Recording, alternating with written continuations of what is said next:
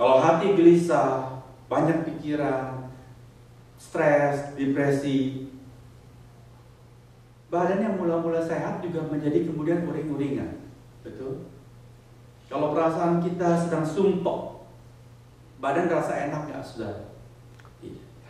Semua jadi males ngapa-ngapain semuanya. Karena kondisi batin yang terganggu. Ada rumah sakit yang menggunakan atau percaya kepada prinsip-prinsip otomatis ini, dan dia mengelola hospital itu dengan suasana musik yang sangat baik sekali. Jadi pasien diberikan suasana yang sejuk.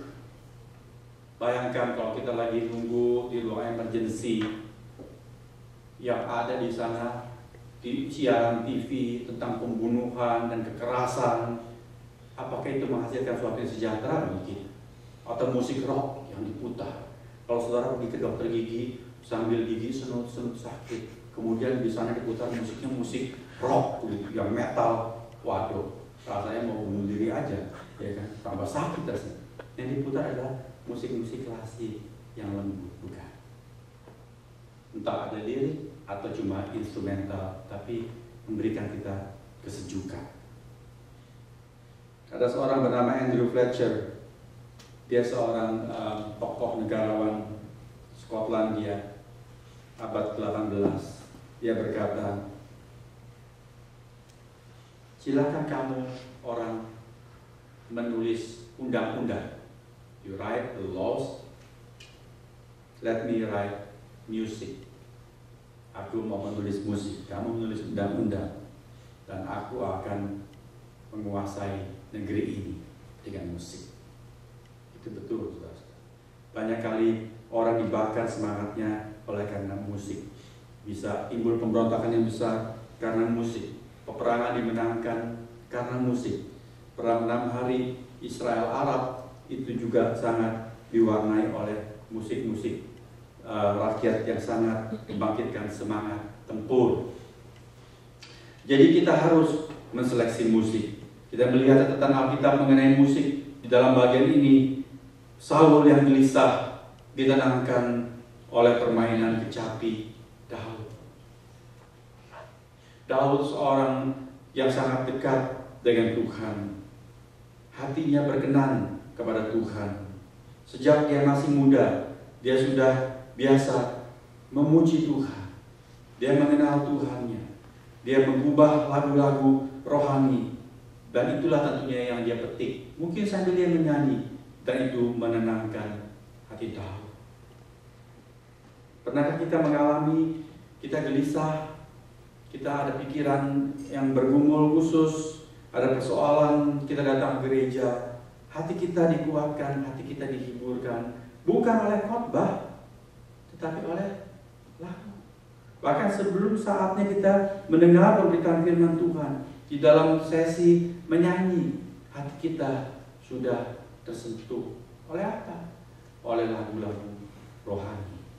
Saudara-saudara, kalau kita menunggu di ruang emergency atau di ruang operasi, menunggu orang yang kita kasih di sana dioperasi, nasibnya tidak jelas, ini mau bagaimana, berhasil atau tidak. Kalau kita mendengar lagu rohani yang kita kenal, Allah beserta dengan kita, apakah itu tidak menimbulkan kekuatan?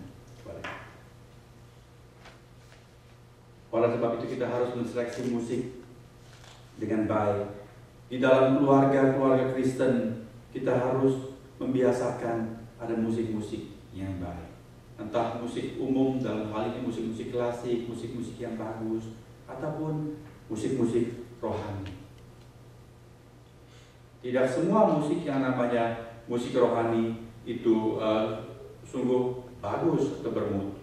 Baik liriknya, apakah betul teologianya, melodinya, apakah melodi yang menenangkan. Kadang-kadang ada melodi-melodi yang ikut-ikut gaya rock, saudara-saudara.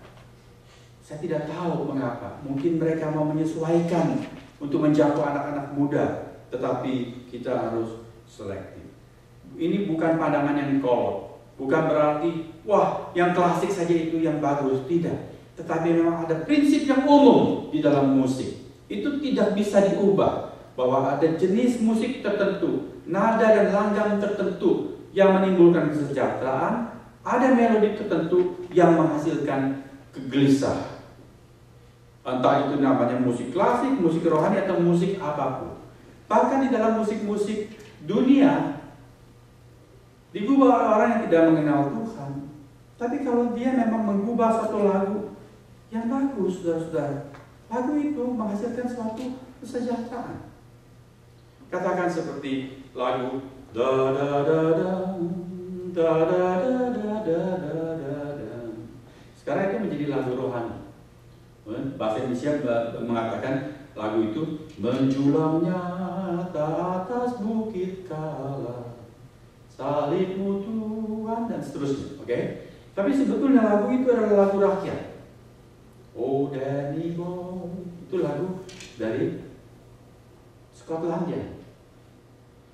Lagu yang lagu rakyat biasa.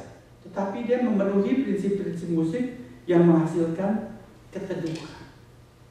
Jadi musik itu ada prinsip mutlak yang tidak bisa diganggu-gugat. Kita harus memperhatikan. Ada keluarga-keluarga yang jarang sekali memutar musik di rumah. Sebetulnya itu sangat menimbulkan kerugian yang besar. Anak-anak pada waktu kecil membiasakan dengan musik, itu sangat berbeda sekali hasilnya, saudara-saudara.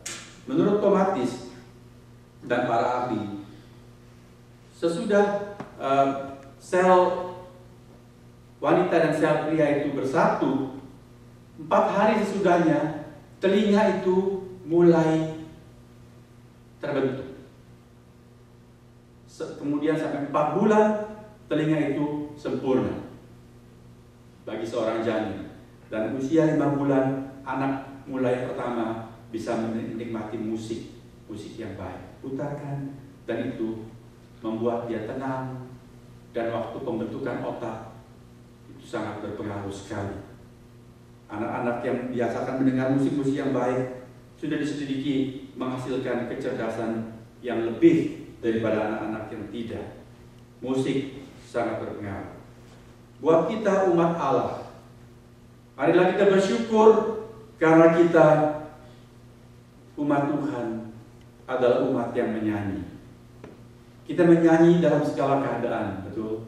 Kita menyanyi pada waktu senang, kita menyanyi pada waktu sedih, kita menyanyi waktu bertemu, kita menyanyi pada waktu berpisah. Kapan saja. Mengapa? Karena Tuhan yang menciptakan naluri musik kepada manusia, tentunya Tuhan sendiri memang menyukai musik. Dalam Mazmur dikatakan Allah bertahta di atas puji-pujian orang Israel. Maksudnya apa? Saya menafsirkan bukan tahta Allah di atas puji-pujian, tetapi ketika kita memuji Allah dengan benar, maka kita mengalami berkat kehadiran Allah. Dirasakan.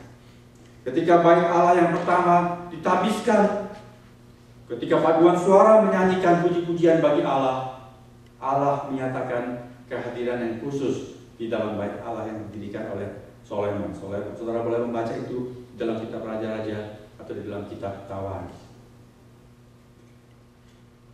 Oleh sebab itu, marilah kita memperhatikan bahwa pada waktu kita menyanyi, kapan saja menyanyi, di dalam kebaktian ataupun dalam persekutuan, sebelum Bible study, saat persekutuan doa, kapan saja kita menyanyi. Perhatikan, itu bukan sekedar tradisi liturgi Kristiani.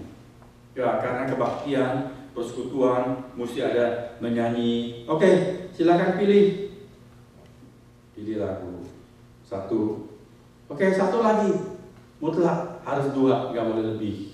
Ya, kalau mau Bible study 2 aja sebelum mulai, nggak boleh lebih. Why not? Kalau masih mau lebih, silakan. Kita menyanyi bukan kebiasaan, saudara-saudara. Kita menyanyi, kita menghayati, kita meresapi. Seperti yang Gira katakan, di dalam kehidupan kita mengalami berkat dari kata-kata lagu-lagu tertentu. Lagu-lagu itu usahakannya kita hafal. Pada hari-hari kita mengalami kesusahan kehidupan, saudara-saudara.